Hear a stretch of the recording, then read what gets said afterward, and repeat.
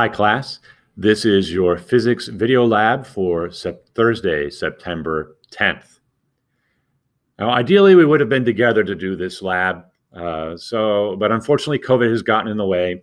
So I'm going to kind of do a simplified version of this lab.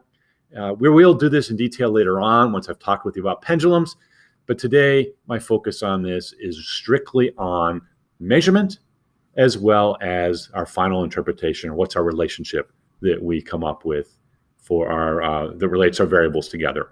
All right. So a little bit of background on our experiment. What are we going to do? We're going to study the motion of a pendulum, and we're going to have a small amplitude, and we'll explain that a lot later. That makes things simpler in our calculations. All right. So what's our experimental setup? Well, we're going to have something we can hang our pendulum from. Then we're going to have some string. We're going to have some masses. And we need some things to measure, right? So we need a meter stick to measure the length. We need our scale to measure our mass. We need a protractor to measure our angle. And we're going to measure time. We're going to measure the period, the time it takes to do one cycle. All right. So we have four variables here: length, mass, angle, and time.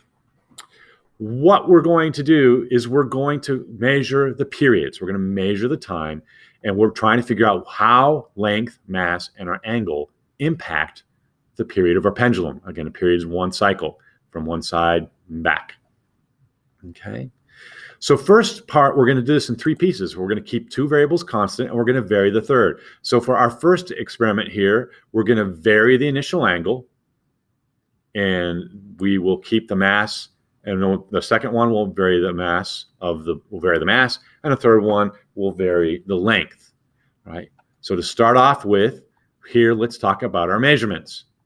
Right, our length, we're going to measure that with a meter stick. Our meter stick can measure down to the millimeter, right? It has tick marks every millimeter, so we can measure the length. We have to estimate one digit further, so we can estimate to 1/10 of a millimeter. Pretty good estimate of our length, right? Or pretty good measurement of our length, right?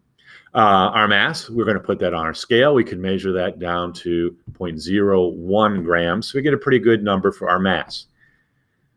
Angles and time, though, they're a different story, right? An angle, if we're going to measure this as a protractor, I don't know about you, but I find it very hard to measure something very accurately with a protractor unless it's drawn on a piece of paper. But if you're trying to do that in the real world, it's difficult. So we're going to have some errors, some inaccuracy, if you will, in our initial angle. Our precision is going to be horrible, but at least it gives us something we can use for our experiment. Similarly for time, when I ask you to measure time, especially for something like this where we have cycles, humans, as we do time, we're not very good, right? We're not very good at measuring time. So our reaction speed between our eyes seeing something and our fingers hitting something, it's horrible.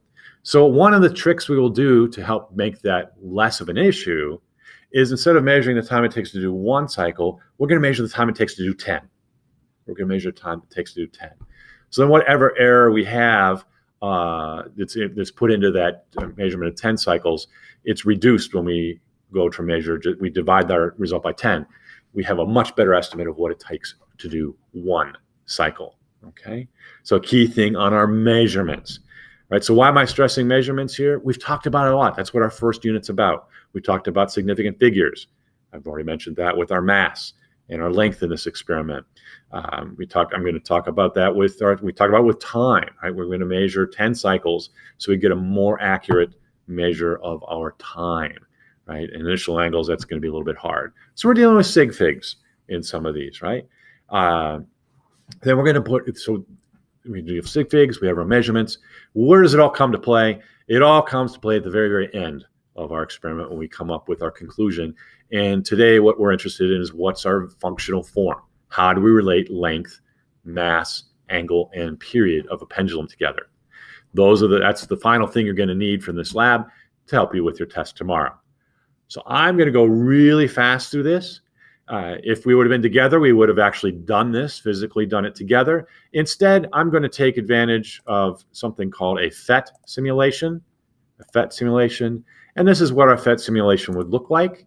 It allows us to vary our length. It allows us to vary our mass. And it allows us to vary our angle. So we can those are our three variables, right? So I can have an angle here, length, and mass. Now, what the simulation does for us nice is it can measure the period. Now, since it's done on the computer, it can do it way, way, way more accurately than we can as humans, okay?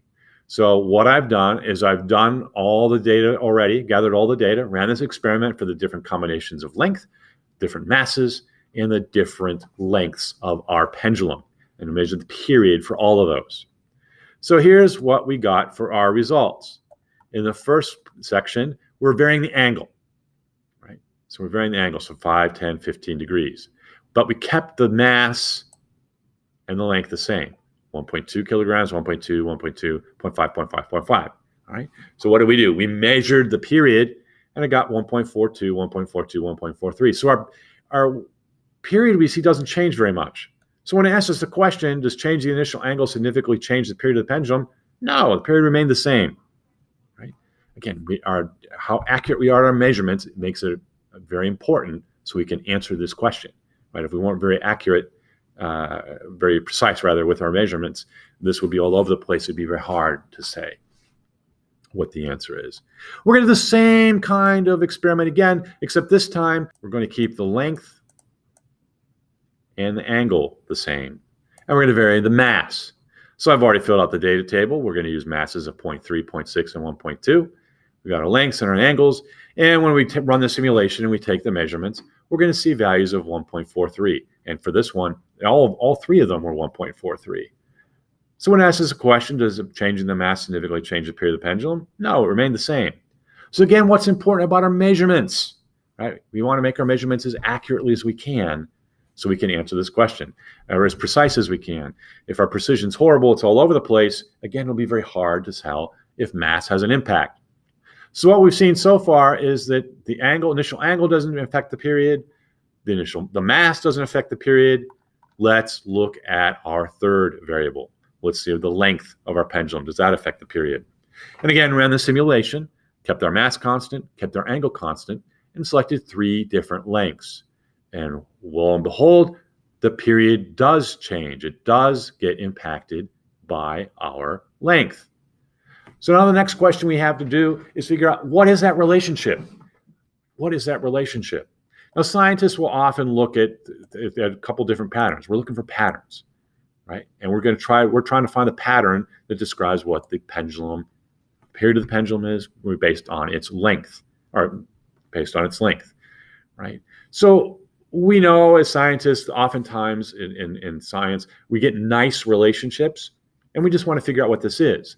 So there's 3 possibilities that we're going to look at. We're going to say, is the period proportional to the length squared, or the length, or the square root of the length? So let's take 3 common ideas, and let's see how this fits. When we plot that data, then it's going to look something like this. Is it going to be a squared? Is it going to be linear? Or is it going to be by the square root? Then we'll find this constant c in front that just kind of shapes these curves a little bit, but it doesn't change the overall nature of them. So what we would do later on in the year, we'll go into Excel, and I'll show you how to do this. And we're going to put in our data. I added a few more data points here just so that it would be a little bit more precise. And we go into Excel, we have it draw a plot. Right? We put our data points, it does a plot. One of the nice things that Excel can do, right, is that it can fit data, right? So it's going to say, okay, you got your data points. How would you like to draw a line through those data points? You want to do it linear, and it'll give you a line. Notice that some of the data points are above. You want to do it a polynomial, so this basically is a power, so a square. Or you want to do a power, so this is just an exponent, right? Does it just let it go as that exponent? Okay, so what I want you to see here is if we just do it a linear, r squared, for those of you that have taken statistics, that tells you gives you an idea how good is our formula here. How accurate is it? It's got a 0.9782. That's not bad, but it could be better. Especially when we look at our data, what do we see? The ones in the middle are high, the ones on the ends are low. So we know that there's something a little fishy. This is not the right way to look at our data. I'm going to skip over polynomial for a second. Let's do a power. So we let it tell us what the power is. Is it squared, or is it 1/2 square root? Here we look at it. Excel fits that data. Look at the r squared for this one. R squared is 1.